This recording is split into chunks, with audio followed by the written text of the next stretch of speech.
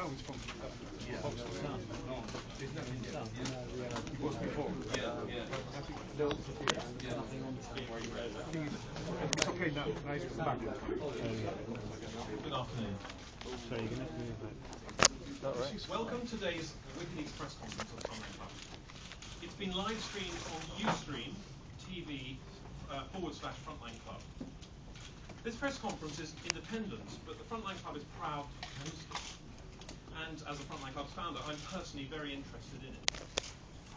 As a journalist and ex-soldier, like many, I have become troubled by the rapid corporatization of war.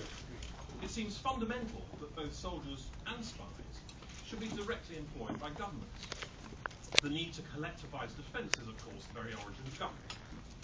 As war, intelligence and its dark arts fast become commoditised, where is accountability for it to be held, and how does the media fit into this?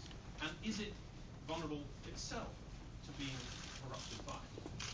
Today you're going to hear from the following people in this order: Jamal Goshen, Yassan Al-Sad, both from Al-Akbar in Lebanon, and we're going to Skype into them fairly shortly. Mike Bonanno of the Yes Men, Stefania Morizzi from L'Espresso in Italy, Carlos Enrique Bayo from Publico in Spain. Forgive any mispronunciations. But anyway, thank you for coming, and I'm now going to hand over to Julian Assange.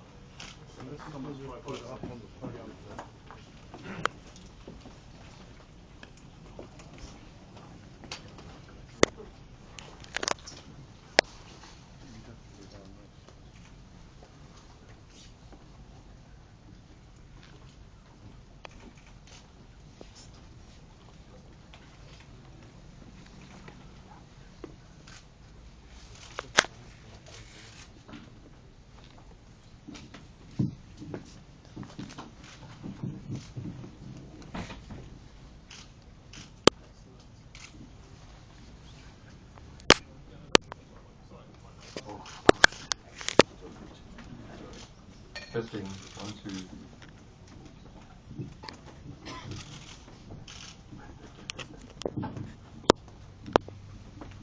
It's about 2 people using the same bridge, so it's such fun.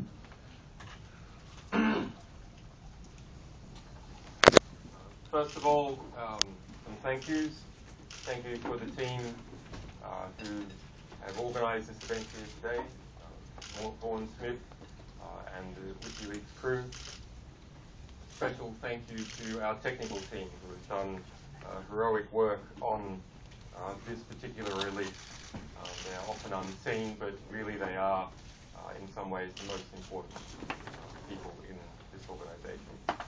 And, of course, thank you to our sources, without which all our endeavours are nothing. So, today, Wikileaks begins its release of 5,000 emails documenting the private lives and private lies of private spies. Over the last 10 years, the private intelligence industry has boomed in the United States and in other countries, and is now a real factor in world affairs. But with its growth, there has not been commensurate growth in accountability mechanisms that should be investigating and controlling these organisations, like the controls that are placed on, believe it or not, there are some, on government intelligence organisations and military intelligence organisations.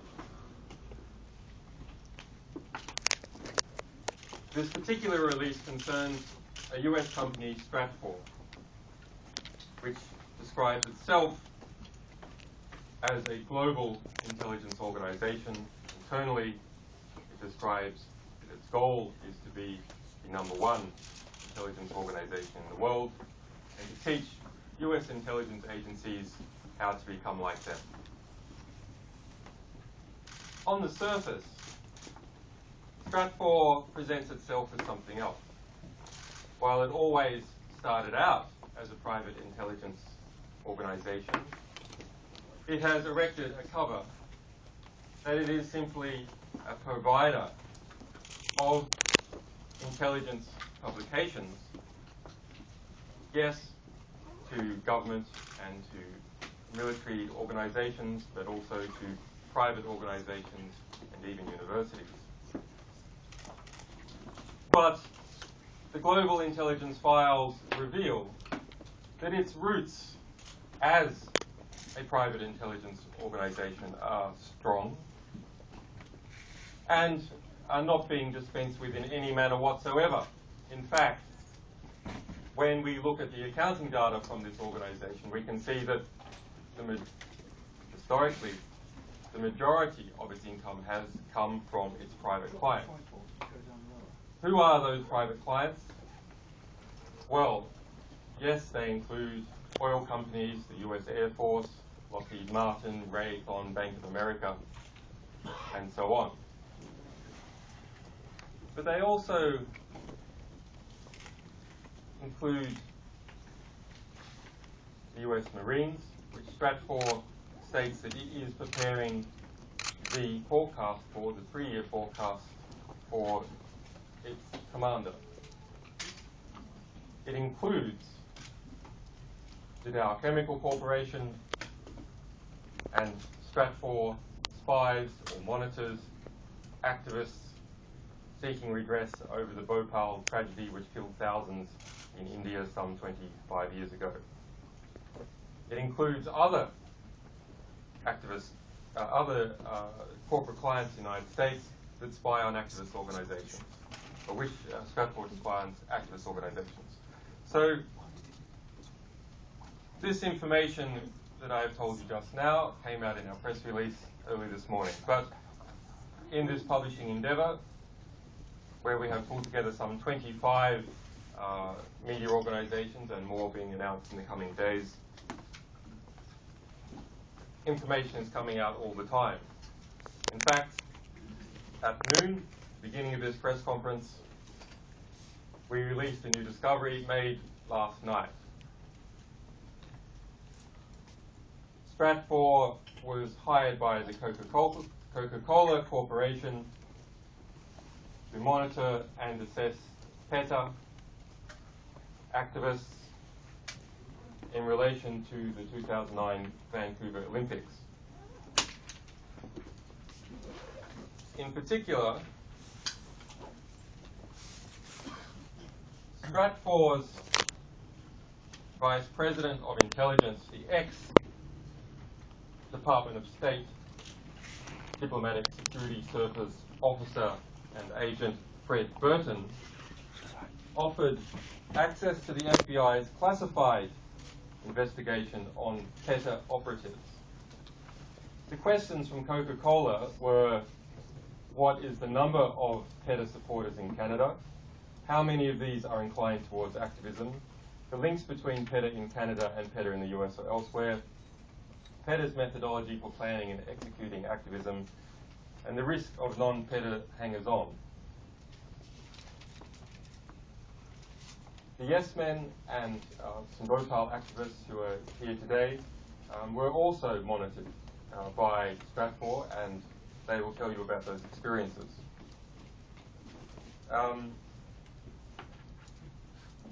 Stratfor has engaged in a number of actions and discussions in relation to Wikileaks and to me personally. The detail of that will be coming out over the following days, but there are more than 4,000 emails discussing Wikileaks and our activities. The interconnection between Stratfor and government, Stratfor and the US government, has made that a real issue. This is an organization that does not just collect information. Collecting information through drives, through insiders.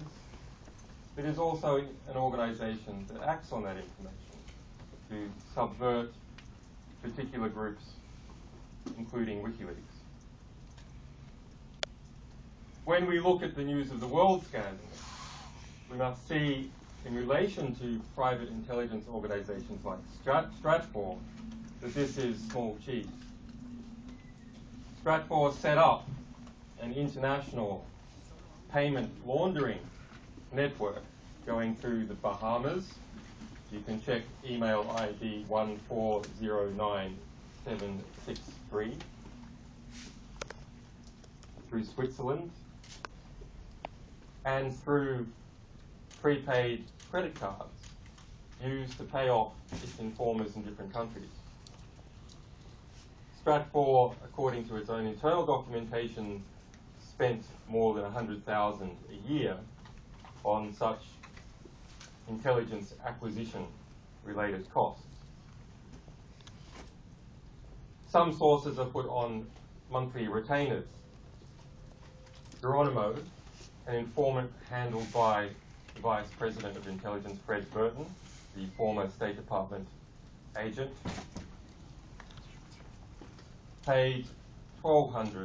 was paid $1,200 per month to be an informant for Stratfor. Another example, and these are all released on our on the WikiLeaks website, and more are being released as we speak. A $500 payment on the 15th of December 2011. The accounting number for Stratfor's payment to informants is 52000. The description is cost of sales, intelligence. That particular payoff was handled by Jen Richmond, and the document ID is 1431520.